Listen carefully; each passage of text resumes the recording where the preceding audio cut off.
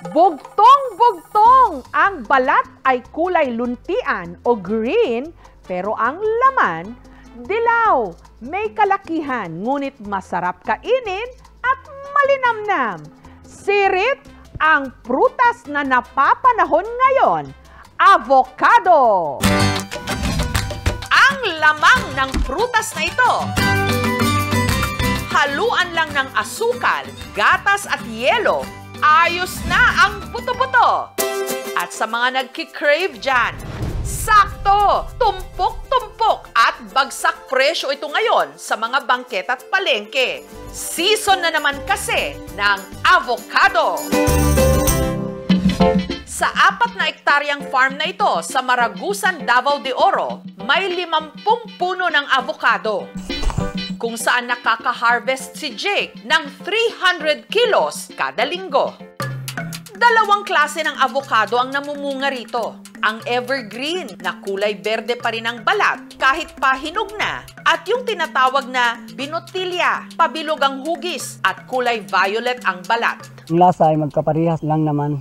Bago akyatin ang mga nagtatayugang puno na 30 feet ang taas, may itinali munang lubid si Jake sa kanyang bewang. Ang kabilang dulo naman ng lubid nakatali sa bukag o basket. Pagpunta namin sa taas, nihila namin yung basket pa itaas para may lalagyan ang avocado namin. Dahil karamihan sa mga bunga ng avocado nasa dulo ng mga sanga, para maabot ang mga ito, gumamit si Jake ng sibut o panungkit na gawa sa kawayan. Kapag puno na itong basket, mahirap na babalansihin, kaya binababa na to. Ang mga napitas na avocado, paborito raw nilang gawing lamaw.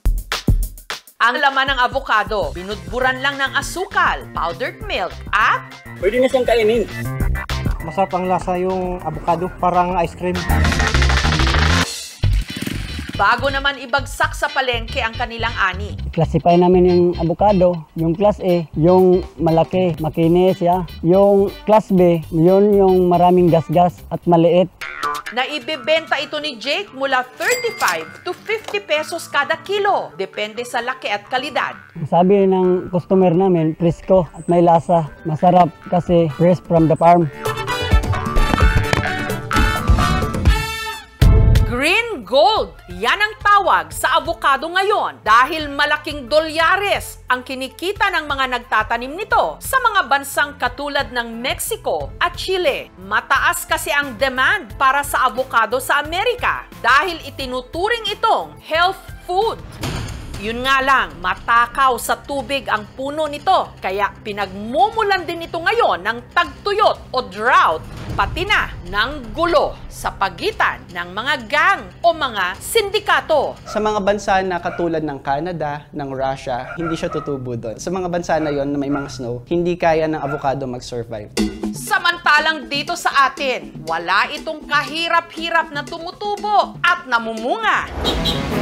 Kaya dito sa FB Harrison Street sa Pasay, pinipilahan ang hindi tinitipid na serving ng avocado con yelo ni Ian. Marami kasi itong avocado. May dagdag na ibang sahog at yelo.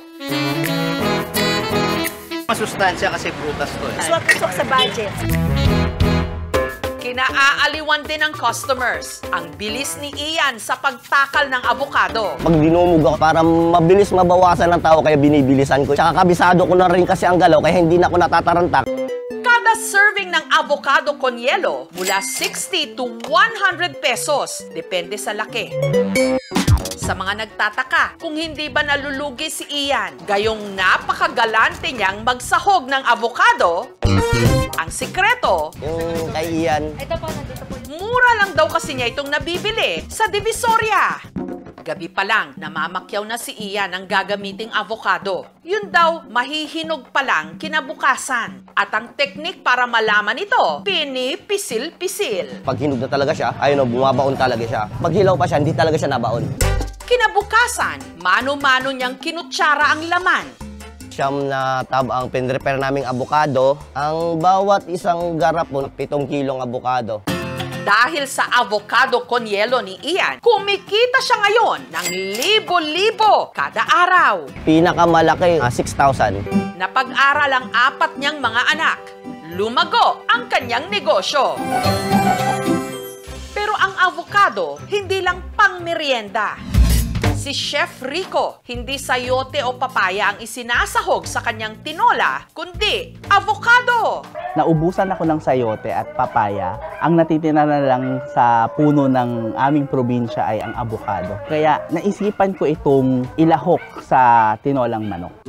Sa paggawa ng tinola sa avocado, nag-isa muna siya ng sibuyas, luya at bawang. Inilagay ang manok, tinimplahan ng patis, dinagdagan ng chicken stock. Ang gagamitin nating kaldo yung hugas bigas, mas malinamnam. Dahon ng sili at malunggay. Ang sangkap na avocado, Ilalagay na natin ang ating manibalang na avocado. Nasa kalagitnaan siya ng hinog at hilaw. tinolang kakaiba. Tamang-tama sa tag-ulan. Kakaiba yung lasa niya, masarap siya. Compare mo sa papaya, medyo may kapaitan ng konti, masarap, malinamnam.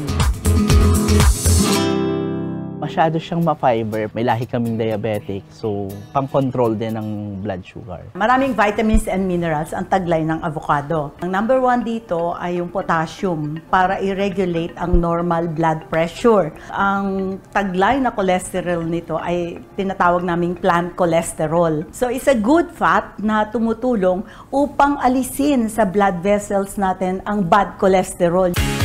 Swerte talaga tayo rito sa Pilipinas. Saganang-sagana sa avocado. Hindi na natin kailangan pang pag-awayan katulad ng nangyayari sa mga bansa ng mundo na ini-export ito.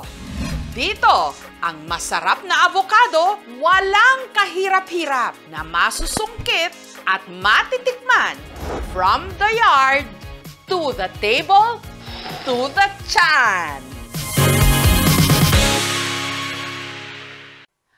Thank you for watching, mga kapuso. Kung nagustuhan niyo po ang videong ito, subscribe na sa GMA Public Affairs YouTube channel.